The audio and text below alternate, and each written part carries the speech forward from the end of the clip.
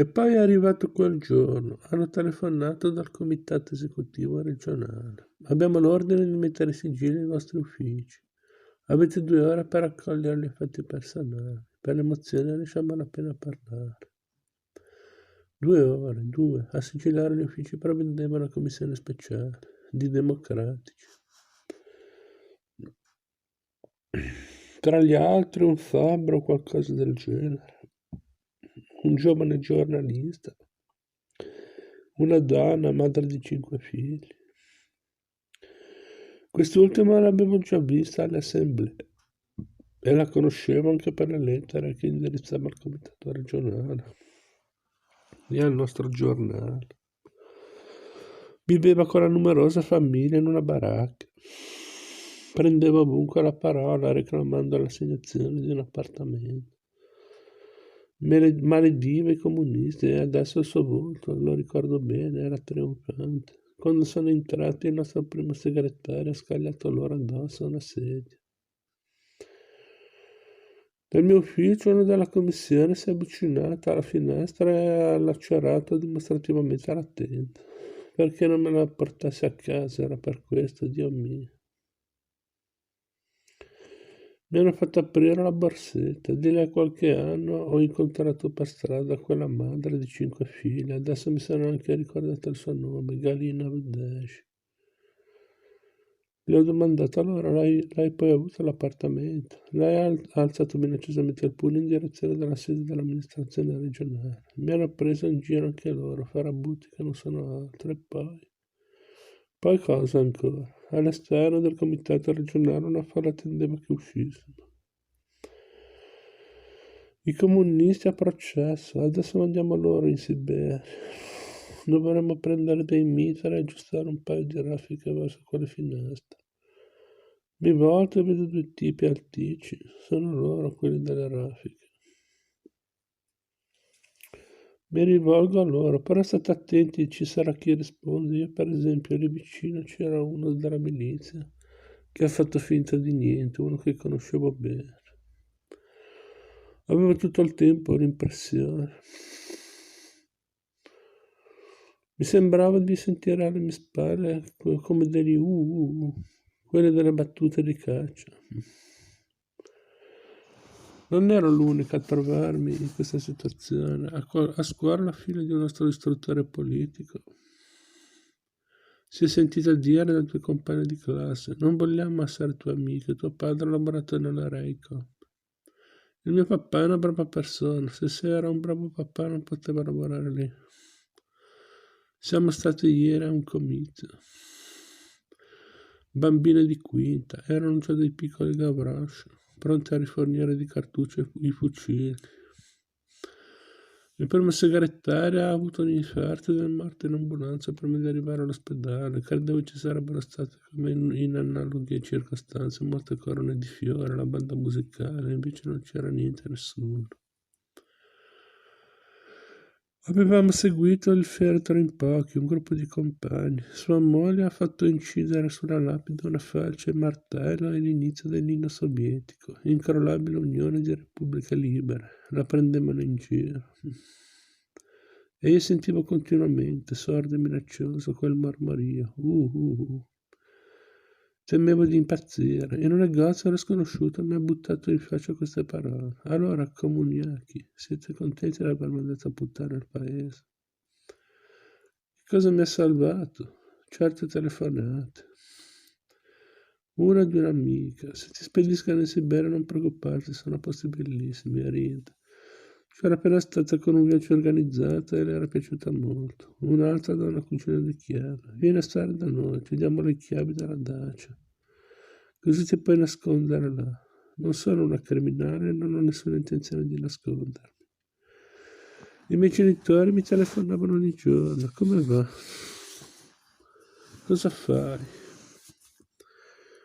Metto in salamai i citrioli, sterilizzavo barattoli su barattoli per le conserve.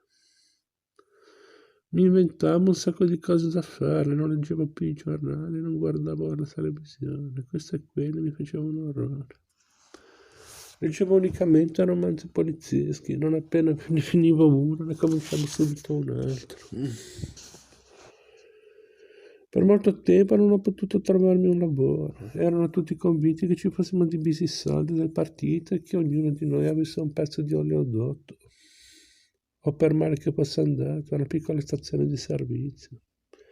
Io non ho nessuna stazione di servizio, ho un negozietto o chiosco. Adesso vanno molto borsoni e navette. Chi traffica su commissione o fa la spola con l'estero. La nobile lingua russa è diventata irriconoscibile. Boucher, fluttuazione dei tassi di cambio, tranche dell'FMI. Parliamo in una lingua straniera. Ho ripreso a insegnare, rileggo con gli allievi i miei cari Tolstoi e Chekhov. Che ne è stato dei colleghi del comitato? Hanno avuto destini molto diversi. Uno dei nostri istruttori si è tolto la vita. Il responsabile del gabinetto di istruzione politica ha avuto un forte esaurimento nervoso e ha passato molto tempo in ospedale. Qualcuno si è dato agli affari, il secondo segretario adesso è il direttore di una sala cinematografica. Un altro dei nostri istruttori si è fatto prete. L'ho rivisto e abbiamo parlato. Praticamente sta vivendo la seconda vita. L'ho invidiato. Mi è venuta in mente una cosa. Sono stata in una galleria d'arte. C'era un quadro, ricordo, pieno di luce, una donna su un ponte che guardava nella lontananza. E tutta quella luce, non riuscivo a staccarmi da quel quadro. Mi allontanavo e poi tornavo, attratto. Anch'io avrei potuto avere un'altra vita, ma non so immaginare quale. Anna Ilinicina. Sono stato svegliato da un rombo assordante. Apro le finestre. Carri armati e blindati che sferragliano per le vie di Mosca, la capitale. La radio, presto, accendere la radio. Stavano diffondendo l'appello al popolo sovietico. La patria è minacciata da un pericolo mortale. Il paese sta sprofondando in un baratro di violenza e illegalità. Ripuliremo le strade dagli elementi criminali. Metteremo fine a questo tempo di torbidi. Di Gorbaciov non si sapeva niente di preciso, si era dimesso per motivi di salute o l'avevano arrestato. Telefono a mio marito, che è nella dacia fuori città. C'è un colpo di Stato, hanno preso il potere. Riattacca, scemo, puoi farti arrestare. Accendo il televisore. Su tutti i canali trasmettono il balletto al Lago dei Cigni, ma erano altre le scene che mi balenavano davanti agli occhi. Siamo tutti figli della propaganda sovietica, Santiago del Cile, il palazzo presidenziale in fiamme, la voce di Salvatore Allende. Sono cominciate le telefonate, la città è piena di mezzi corazzati, colonne di carri armati in piazza Pasquin, in piazza del teatro. In quei giorni avevamo ospite mia suocera che era spaventata a morte, non uscire di casa. Io sotto una dittatura ci sono vissuto e so cosa vuol dire. Ma io non avevo nessuna voglia di vivere sotto una dittatura. Dopo pranzo mio marito era entrato dalla campagna. Ci siamo seduti in cucina, abbiamo fumato parecchio. Temevamo che il telefono fosse spiato e ci abbiamo messo sopra un cuscino, si mette a ridere. Abbiamo letto un sacco di letteratura, dissidente, ascoltato moltissime storie e adesso ci tornavano utili. Ci avevano lasciato respirare un po' d'aria fresca e adesso richiudevano una porta.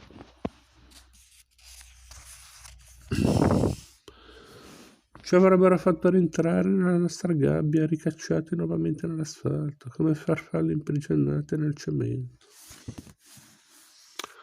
Svetlana Alexievich, tempo di seconda mano.